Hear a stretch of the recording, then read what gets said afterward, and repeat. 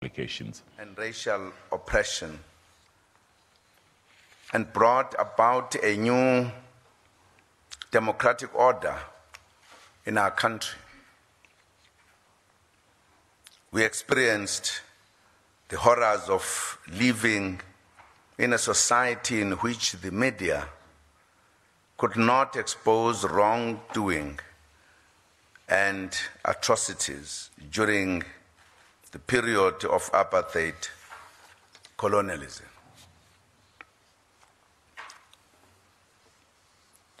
We lived in a society where people were jailed or killed for expressing their views or for demanding the democratic and free society we live in today. In crafting a new democratic order, we were determined that never again would our nation witness the harassment of the media such as that which occurred on the 19th October 1977. For this reason, we produced a progressive constitution which guarantees our freedom and our rights.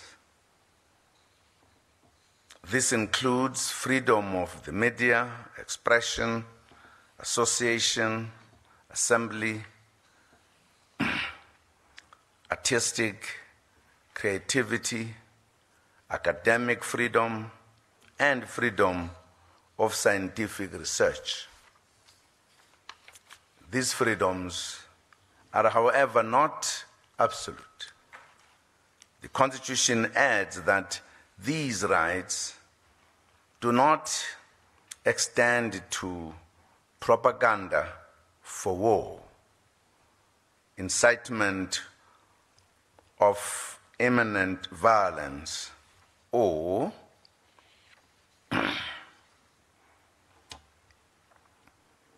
the propagation of hatred based on race, ethnicity, gender, or religion. The Constitution also enshrines everyone's right to assemble, to demonstrate, to picket, and to present petitions, but adds that those exercising these rights must do so peacefully and unarmed. That is the South Africa we fought for, and the South Africa we live in today. This is the South Africa we love, and the South Africa we are working tirelessly to build as government and South Africans from all walks of life. Compatriots, we fought hard and relentlessly to have a South Africa where all enjoy these rights and freedoms. Therefore, our commitment to freedom of expression, a free media, and all the freedoms enshrined in our Constitution remains steadfast. Government will continue to promote media freedom and to protect the right and space for the media to report without fear or favor, as has been happening for the past 21 years of our freedom. Information is power. In this regard, we also urge the media industry to ensure that media freedom and access to the media are enjoyed by all, in the country, including the poor and the working class. This entails ensuring that media products reflect the lives of the majority and that they have the space to share their dreams, successes, and hardships accurately and without prejudice. It means ensuring that media products inspire and build our country and provides our youth with role models around whom they can build their lives. This is in addition to the role of the media in providing a platform to promote good governance, ethical behavior, and the fight against corruption as part of nation building.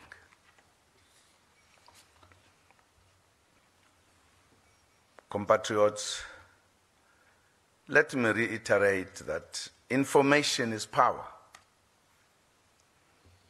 Citizens need information to go about their daily lives. They need to know about government services and where and how to access them.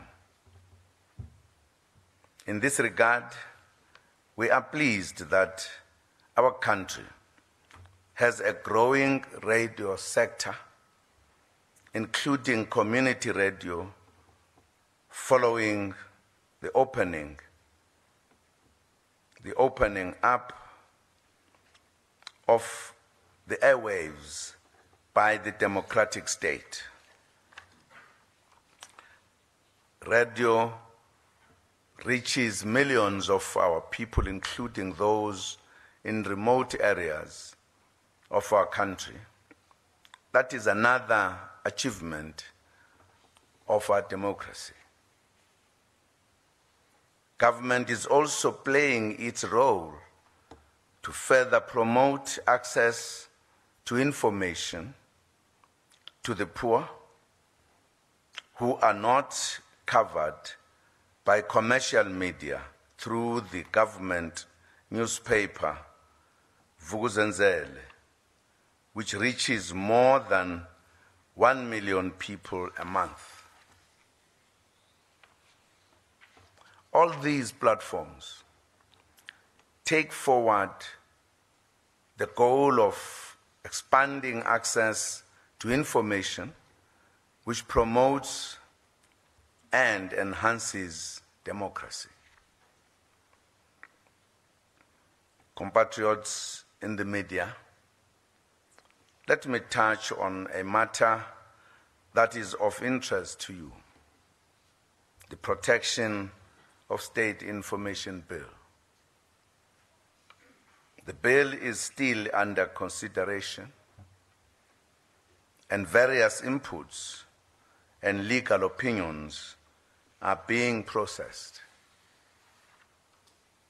I had sent the bill back to Parliament for technical reasons, and they returned it with changes having been made.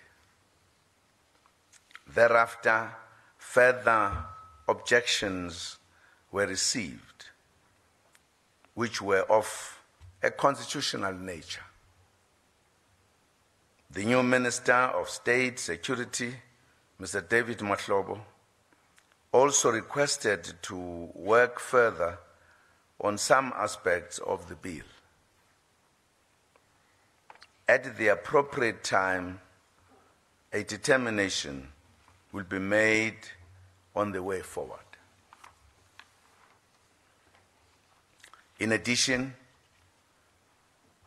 the governing party, the ANC, also resolved at its National General Council to implement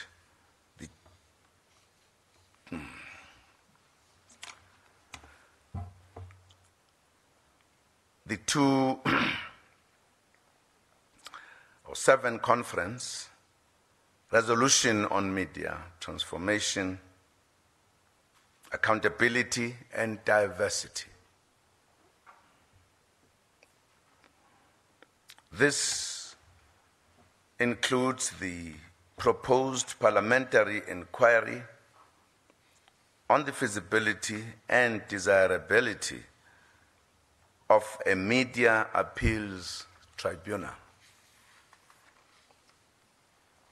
We anticipate that Parliament will, in its deliberations, take into account the media and freedom of expression kind of provisions in the Constitution of the Republic as they consider the bill. Nothing will be done which is in contravention of the Constitution of the Republic. Compatriots, Media Freedom Day is a day of unity. On this day, we recommit to working harder together to promote access to information and the media for all. It is also a day of recommitting ourselves to building a South Africa that is truly united, non-racial, non-sexist, democratic, and prosperous. The achievement of that society, which we call a national democratic society, is the responsibility of all South Africans, including the media.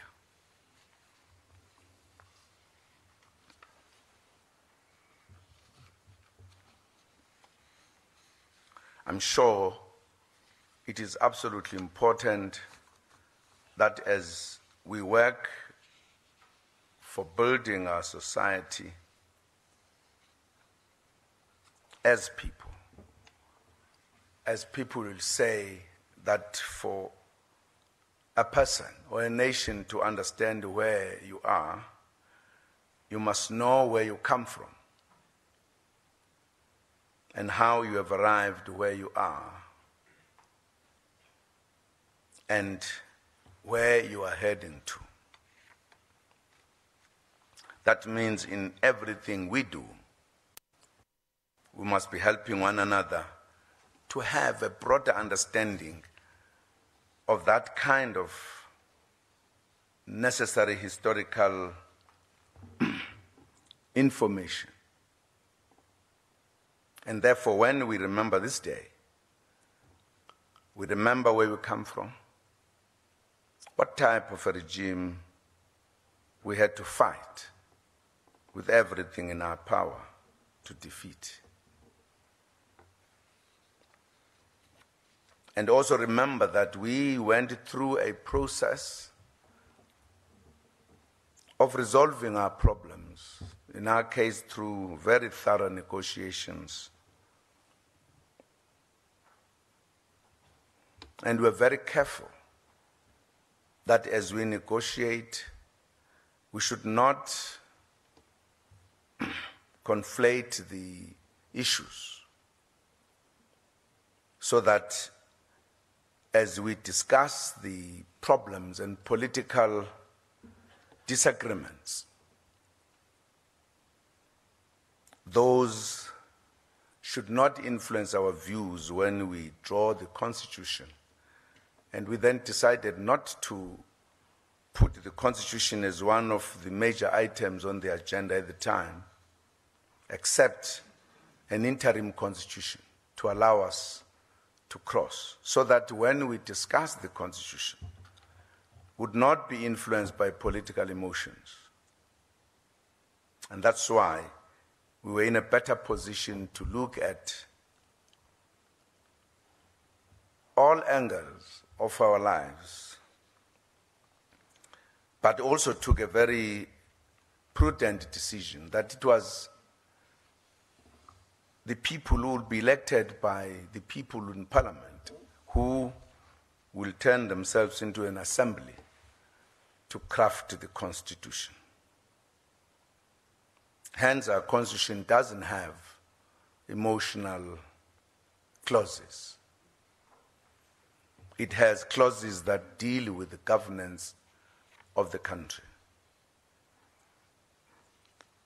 as the fundamental law of the nation that must guide us going forward. And therefore, that's why we keep on referring to it, because it is absolutely important that we remember where we come from and what it took to negotiate, to produce one of the peaceful, stable country, whilst it had been one of the most violent kind of country. These are matters we need to bear in mind as we remember this day, and therefore talk about things today that must help us move forward together. It is our view that there may be among the things we did not do was to deal with the culture of violence in our country, which was introduced by apartheid because it was a violent system and therefore produced violent reaction. As an authority, it wanted to suppress people. And therefore, people were taught that anything that is authority is fought. What we did not do, and I think the media did not do it as well, all of us, was to say, now this government is the government elected by all the people of this country. It's no longer the government of the minority. And therefore, is a government that we've got to deal with differently. And I think if you can still see the nature of violence in our society, it indicates that we did not discuss this matter as the country, and therefore took everyone along.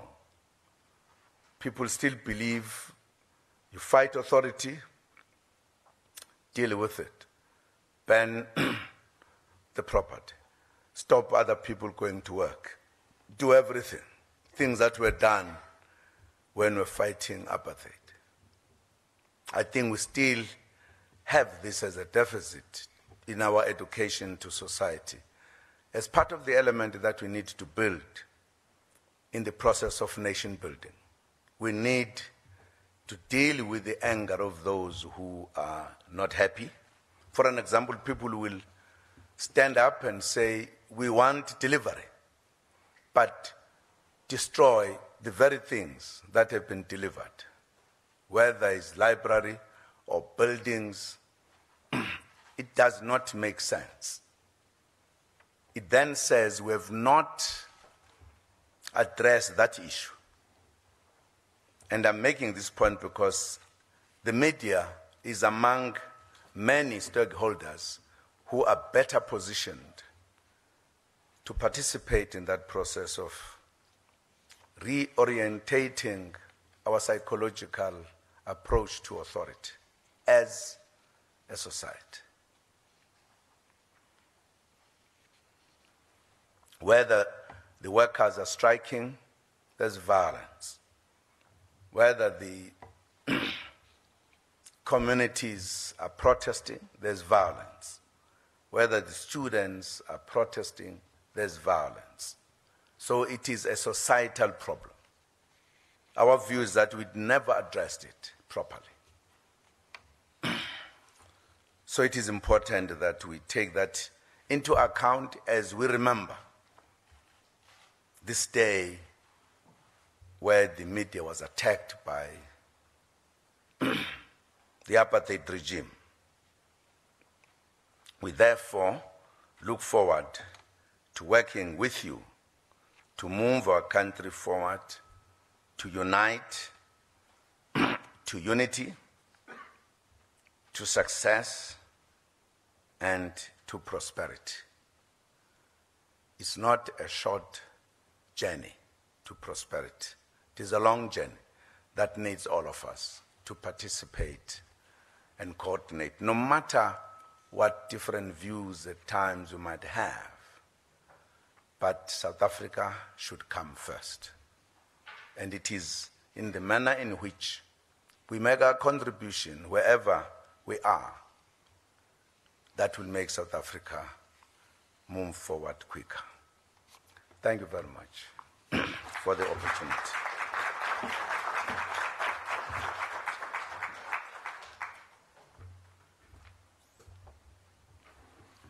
Thank you very much, Mr. President. Ladies and gentlemen, the idea is that once the President has spoken, we will interact informally here in the course of as well enjoying matters that keep us alive from the agricultural sector. I would rule that we'll keep the President in a holding room while you sort yourselves out. The ministers and the President would then interact with you. We would want you to get a chance to get what you need to get, and then we'll bring the President for interaction thereafter. In this regard, then, ladies and gentlemen, I take this opportunity to thank His Excellency the President, the ministers who are here with us today, the parliamentary councillor, the esteemed ladies and gentlemen from various media houses, senior officials, and of course our friends from the South African Medical Health Services Band who were playing the music today. These are soldiers, so you must be very careful. But they are soldiers that entertain. That's the skill we have in our South African Defence Force. They will continue entertaining while we take the President to a holding room, and then we'll come back for the interaction. I would like to therefore request us to stand while the President is allowed to take leave. Just a small, on a lighter note. On a lighter note, I think it must be happening in all groups. In the Zulu culture, when you enter the hut, there's two sides. There's a female side, there's a male side. And if you're a man, you enter on the male side. Now I realize only two men are this side. The rest are the women. Is it slily or is just a coincidence? Am I not allowed to come this side? Should I just walk this side? Just on a lighter note. I'm sure it was a coincidence. Thank you very much.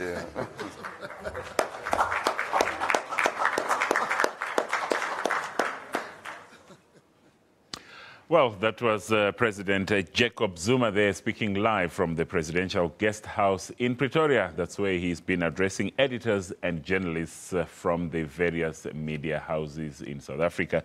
This ahead of tomorrow's Black Wednesday anniversary, which is also marking Media Freedom Day. Now, as PM News continues, let's just remind you of our top stories.